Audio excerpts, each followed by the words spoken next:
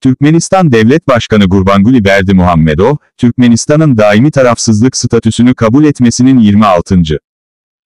yıldönümü vesilesiyle yurttaşlarına tebrikler gönderdi. İtiraz özellikle şöyledir. Sevgili halkım, sevgili yurttaşlar, Uluslararası Tarafsızlık Günü'nü ve Türkmenistan'ın daimi tarafsızlığına ilişkin kararın Birleşmiş Milletler Genel Kurulu tarafından kabul edilmesinin 26. yıldönümünü içtenlikle kutluyorum. Tarafsızlık, gezegendeki refah, devletler ve halklar arasındaki barış, dostluk ve hayırsever ilişkilerin pekiştirilmesi ve insanlığın parlak geleceği adına bir doktrindir.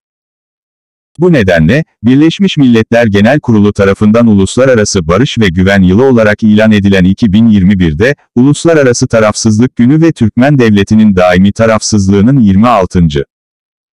yıldönümünü görkemli etkinlikler, parlak emeklerle kutluyoruz. Başarılar ve ciddi şenlikli etkinlikler. Barış ve güven politikamız, uluslararası güvenlik, istikrar ve kalkınmanın temelidir. Kısa bir süre içinde Türkmenistan, dostluk, karşılıklı saygı ve güven ilkelerine dayalı olarak barış, küresel güvenlik ve sürdürülebilir kalkınmayı sağlamayı amaçlayan önde gelen uluslararası kuruluşlar ve dünya toplumu üyeleriyle ortaklıklar kurma konusunda değerli deneyimler biriktirmiştir.